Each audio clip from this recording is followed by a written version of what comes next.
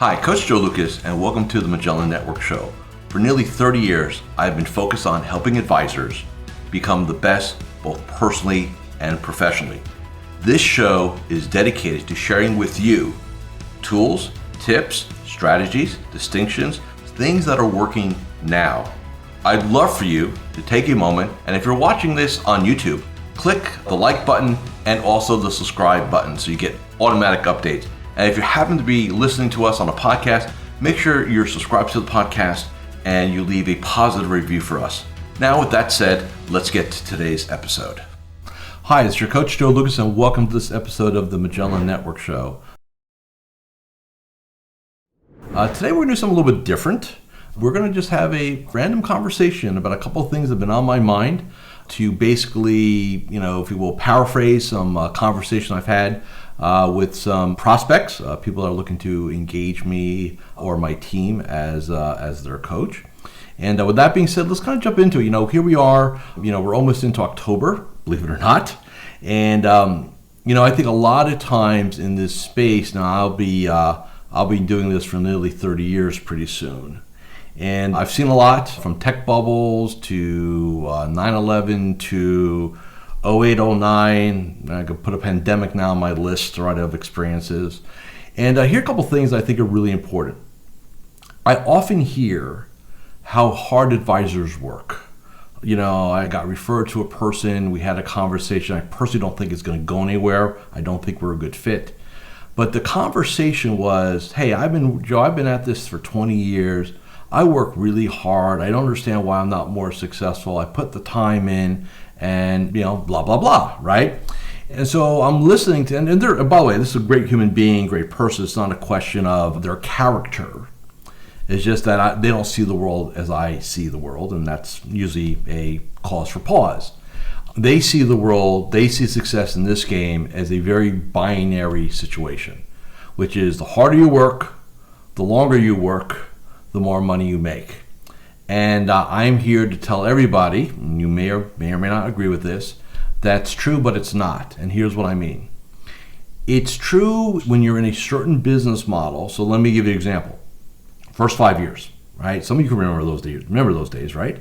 That's actually when there was tickets being written. You wrote tickets out and went to, to do trades.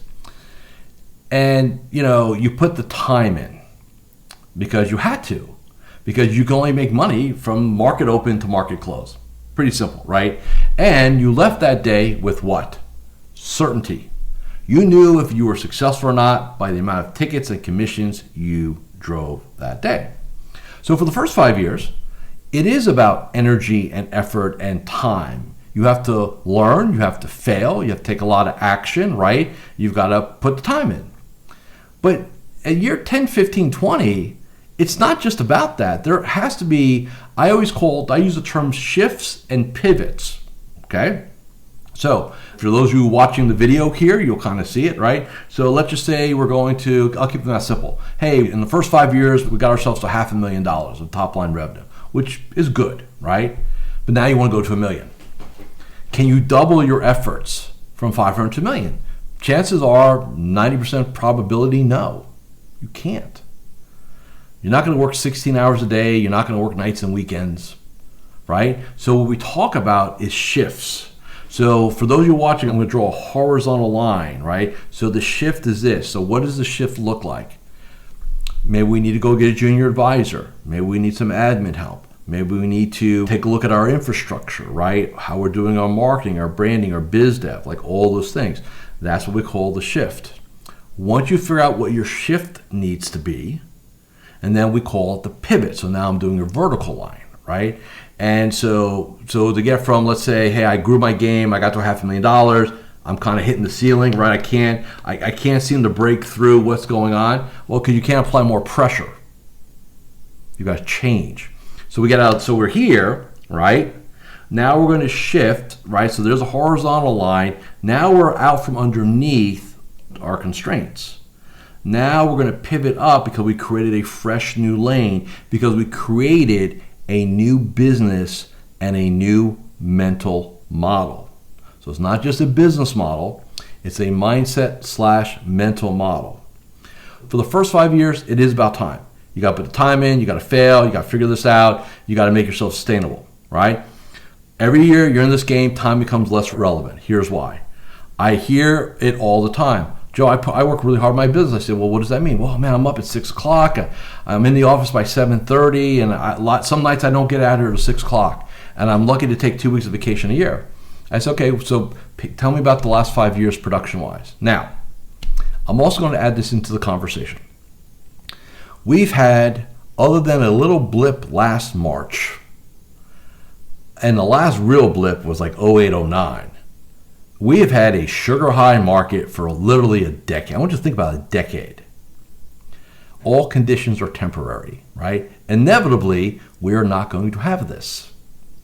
And so a lot of times, and I was talking to my tribe with video the other day, and I was talking about, how if you measure just total assets, oh man, my assets are up 30, 40 million this year. That tells me absolutely nothing about your business. Just tells me that maybe you're in the market and the market's going up and therefore it looks good, right? So good markets hide all flaws, all faults, right? So you don't know where your gap is, your blind spots are, if you're just looking at your numbers. Because most of the time, look, I've heard this for the last several months. Record month, which I'm happy for. Don't get me wrong. It's not negative, okay? But at some point, we're not going to be sailing the wind anymore. We're going to be sailing into a hurricane, and you've got to be ready for that. And that's not negative, by the way. A lot of people say, oh man, Joe, you're being negative. No, it's called preparation, right? Great entrepreneurs, great business people see down the road and they prepare for possibilities. Okay, it's not negative thinking. Okay? So if you think about it just from a time perspective, getting back to this, a little sidebar there, if you go back to, evolution in this business, it's really about becoming more effective and understanding who you need to become in order to pull off your game. So here's what I mean. So we'll take a scenario to $500,000. Next shift and pivot is going to take us to $1 million. Okay. So you ask me, well, Joe, what's in that shift? Like, what's the ingredients of a shift, right? Well, here's what it looks like. Number one, you. I know what the $500,000 version of you looks like. I know what you believe, what you think, what your behaviors are, what your fears are in the $500,000 version of you. Here's the question. What does the $1 million version of you need to look like? What do they need to believe? How do they need to think? What are their habits and rituals? How do they approach their day? So on and so on, right? Because here's the truth. If you want to be a $1 million advisor or $2 million or $3 million or $5 million or $10 million, whatever the number is for you, you first have got to understand and design and agree on your new future self. The man or the woman must be there first. The production and bank account follows soon thereafter. It is not the other way around. So the shift, first part of it is going to be you. You've got to be absolutely clear and be absolutely truthful and tell yourself, the person I am today is not going to be good enough to get me to where I want to be tomorrow. And if you get up in the morning and you say, hey, this is just who I am who I am, you can't teach old dog new tricks, guess what? You're right. And you're done. I don't care the training you go to, the designations you get, whatever else you do, the silver bullet marketing program you buy, it will be marginally better, but you will sabotage it and screw it up because you've not defined the next version of you. That is my experience. So that first part of the shift, you. Next, the people around you, to quote Benjamin Hardy, the who's in your game. So who's on the team and are the right people for the team, right? Okay, we need to look at that. That's shift number 2. Shift number 3, systems. How's my systems? How are my standards? Client service standards, relational capital standards, my CRM, how we flow things, client onboarding. We look at all that. Next, marketing, branding, business development. How are we getting business? What do we need to do to elevate that, right? And for those of you who are running teams, I don't care if it's a team of one plus, you always have to think, part of that shift, how do I elevate my people? Because you cannot grow your business without elevating your people. And I don't want to hear, because I hear this sometimes, well, Joe, I pay my people really good. They should just do their jobs. No, man, it doesn't work that way. We like it to, right? But they need leadership. They need vision. And so I will tell you that as you go up this scale, $500,000 to $1 million, $1 million to $2 million, $2 million to $4 million, and way beyond, it's not about you becoming a better advisor. A lot of people think, I'm going to go get my CMA, or if that's even around anymore, or CFA, or whatever I'm going to do. I say, okay, it's going to make you a better advisor. It's not going to do jack to make you a better business person. It's not going to do jack to make you a better leader, which is what you need now, not more of this, right? And that's something that we've got to be very clear on, that a lot of times advisors get caught up in hunting the next designation, the next set of letters to put after their name on their business card, so they need an extra long business card. And I've never been able to correlate more letters to more money. It make you smarter. I'm not saying it won't make you smarter. Will it make you a better advisor? Yes, it will. Could you be smarter, right? It always does not translate into hard economic growth. We like to think it does, but it doesn't. So your career is a series of shifts and pivots. Now, next question. What's the optimal time to do that? Everybody's different. There's not an answer. Here's what I will tell you is a sign. When you just don't feel like you can grow anymore, like you feel like you're tapped out, like you're frustrated, you've been kind of hitting that economic ceiling, and again, with a good market, it's a bit of a sugar high, right? Think about that. If you're going to radically increase your results going forward in a choppy scenario, so again, not selling with the wind, bear market, right? That's like, oh my God, he said the B word. He's jinxing it. No. Hey, it's inevitable, right? It just is. Everything in life's cyclical. So it's not negative. In fact, my experiences are, and now you're going to really think I'm crazy. The best time to go gather assets is when we have volatility. The best time to go get new clients is when we have volatility. Why? There's awareness and pain. No pain, no change. Never forget that. If you're talking to a prospect and you can't get them to move, it's because they're not enough pain to move. No pain, no change. Don't think, well, I can give them a better mousetrap. That will get them. Human beings hate change. So just because you might be able to do something a little bit better, or it's marginally more effective, it's not always enough to get people to go to uncertainty, right? Change is uncertainty. But if they feel like their world is crashing down because the markets are crashing down, yeah, they're motivated. They're motivated out of fear, but we don't care how they're motivated. The fact is they're motivated, and we can take advantage of that, right? Now, the only way you get to take advantage of that is if you're set right yourself, right? Because I saw this, by the way. I'm going to give you a very, I'm not going to get into names because it's not appropriate or fair. But I had, and keywords had, a private client March of last year. We all remember that month, right? And things got really interesting. I literally got into a coaching Zoom, and the conversation was like this. Joe, we're going to have to stop our work together because I need to save every dime. So, okay, hey, whatever, but walk me through why.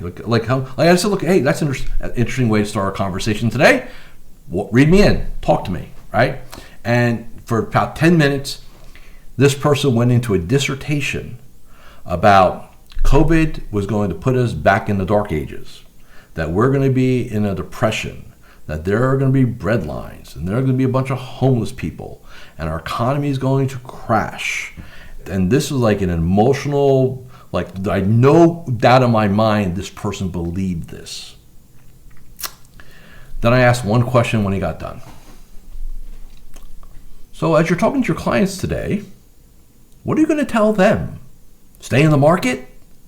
Ride it out? Right? So are you lying to me, yourself, or are you going to lie to them? Because somewhere in this conversation there's a lie or two. So which one is it going to be? That person did not have a good answer for me. Right? But this is the game. Like, our existence inside of this is to serve our clients. Now, keyword, serve, what does that mean? For baseline, common, stuff. We do financial planning, hopefully. We do asset allocation. We run their money in a fiduciary manner. Risk, tax planning, check the boxes. Totally fine. That's expected. But if you don't have your mind right and stuff hits the fan and you spiral and spin out and go sideways, you are useless to your clients. They might as well have a robo-advisor at that point. Because if you're going to be jumping off the ledge yourself, how are you going to stop them from doing it when you're alongside saying, we got to jump? So a very interesting conversation. So obviously, we all know, fast forward a year, 16 months later, none of that happened. I'm not saying it's utopian, not even close to it, right? But a lot of those things didn't happen. And the stuff that, quote unquote, we care about, and I'll say it that way, we're not in the airline business, we're not in the cruise business, we're not in the restaurant bar business, right? We're not in the hospitality business. We're in the people and the money business. Our game marched on. All of you have had record. A lot of you had a record year last year in the middle of a pandemic, and are continuing to have a record year this year in the second year of a pandemic. So guess what? None of that stuff happened for us. However, you always have got to be mentally preparing your clients, right? This is leadership. Like getting back to what we do, right? You asked me, Joe, what do you see as a differential in advisors? Those that do okay and those that really not just do well economically, their clients are loyal, they're coachable, they get it, they trust. I say it's simple. Leadership. You have to be willing to lead your clients. And that means that you're willing to lead yourself. So going back to this person, were they leading themselves inside of their own conversation? The answer is no. They were not. They took in all the media and they created a narrative in their mind about how we're going back to the dark ages, right? Now, I don't know what happened with that person because obviously we part a company, right? Don't know if they're in the business, if they're around, not around. Maybe they sold everything and bought a bunker in North Dakota. I have no idea, right? But here's what I do know. All of us have a sacred oath to make sure that when the going gets tough, that we're there for our clients. And we're there in a big way. I always like to think my best work is the work I do every day inside of my game as a coach. I think back to last March. I think back to 2008, 2009. And I think back to September 12th, 2001. And I think of the work I did those days. And I'm really proud of it. You know why? I kept my clients in the game. And as a byproduct of me keeping my clients in the game, they kept their clients in the game. That to me is pretty cool. So I just want you to think about when you start looking at things, right? Time and all these things that we're looking to do, that it's really about who you are as a person is going to dictate your level of success in this business. And you have to be willing to, and look, I know some of you won't, and that's okay, I get it. You've got to be willing to have a hard look in the mirror and be honest with yourself. Hey, I'm really good at this, and I suck at this part. And that's okay. Declaring your faults is the first thing you do, or if you want to change them. If you're not willing to own up to something that's not where it needs to be, it's like a client. You're talking to a client or a potential new client, and they won't acknowledge that their portfolio has got too much risk, or it's the wrong portfolio, the allocation sucks, the holdings, whatever it is. And no, I really love my stuff. What do you plan to do with that person? All you're going to do is beat your head against their own wall, right? You got to get them to raise their hand and say, you're right, this isn't good enough. So I want you to think about that for yourself. I'm just like this is just a conversation we're having because I'm just in the mood to do one of these this way. Just random thoughts. This is the best business in America, in the world, to be in. It really, truly is. Time freedom, economic abundance, have meaningful impact with people, a lot of control over how you want to roll. Beautiful. You can take a month off, still have business when you come back. Obviously, it's pretty pandemic resistant. We didn't know that 2 years ago. Now we know, right? So other than a meteorite striking the planet and taking us all out, I think it's fair to say that being a financial advisor is a good choice as a biz gig, because it seems to be damn resilient to everything. Now, with that said, honor it. If you're not happy with your results and where you are today, and like I said, a lot of you are happy, but is it because you've evolved? Remember that shift and pivot we talked about? Is it because you evolved? Or is it because the markets are high and therefore my income's high and I feel good? And it's a sugar high because there's the underlying thing underneath it, which is it's not going to be good when the markets are not saying highs anymore and they're pulling back. Well, what's that game look like for you? Any advisor can feel good in a great market. The question is, can you feel good in a not great market? That is the true test, okay? So that's all I have for you this episode. I know it's random and just stuff I want to get off my chest, out of my head. If you have any questions, please feel free to make comments, forward this to friends, family, colleagues, coworkers, whatever you like to do.